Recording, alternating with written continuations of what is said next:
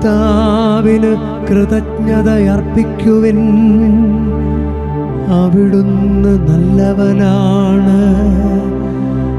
അവിടുത്തെ കാരുണ്യം എന്നേക്കും നിലനിൽക്കുന്നു. മനുഷ്യനിൽ ആശ്രയിക്കുന്നതിനേക്കാൾ കർത്താവിൽ അഭയം തേടുന്നത് നല്ലത്. പ്രഭുക്കന്മാരിൽ ആശ്രയിക്കുന്നതിനേക്കാൾ കർത്താവിൽ അഭയം തേടുന്നത് നല്ലത്.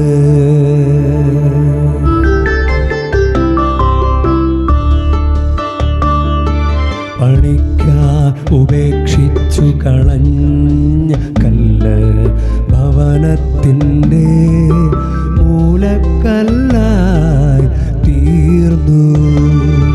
പണിക്കാർ ഉപേക്ഷിച്ചു കളഞ്ഞ കല്ല് ഭവനത്തിൻ്റെ മൂലക്കല്ലായി തീർന്നു.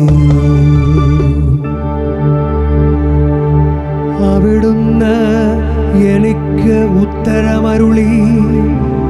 അവിടുന്ന് എൻ്റെ പ്രാർത്ഥന കേട്ട് എന്നെ രക്ഷിച്ചു. ഞാൻ അവിടുത്തേക്ക് നന്ദി പറയും. പണിക്കാർ ഉപേക്ഷിച്ചു കളഞ്ഞ കല്ല് മൂലക്കല്ലായി തീർന്നു. ഇത് കർത്താവിൻ്റെ പ്രവൃത്തിയാണ്. ഇത് നമ്മുടെ ദൃഷ്ടിയിൽ വിസ്മയമായിരിക്കുന്നു.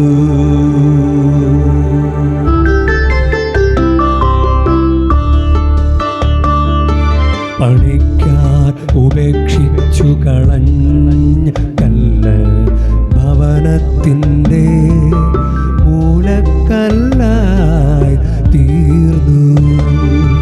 പണിക്കാർ ഉപേക്ഷിച്ചു കളഞ്ഞ കല്ല് ഭവനത്തിൻ്റെ മൂലക്കല്ലായി തീർന്നു.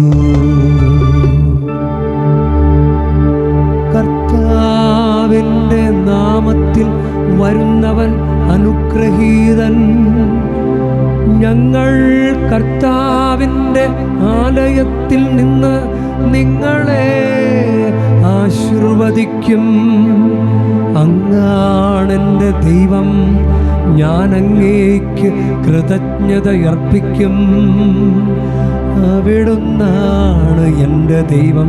ഞാൻ അങ്ങേ മഹത്വപ്പെടുത്തും. കർത്താവിന് കൃതജ്ഞതയർപ്പിക്കുവൻ. അവിടുന്ന് നല്ലവനാണ്.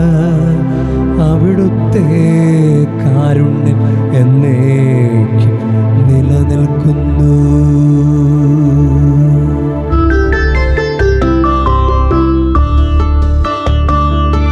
പണിക്കാർ ഉപേക്ഷിച്ചു കളഞ്ഞ കല്ല് ഭവനത്തിൻ്റെ മൂലക്കല്ലായി തീർന്നു.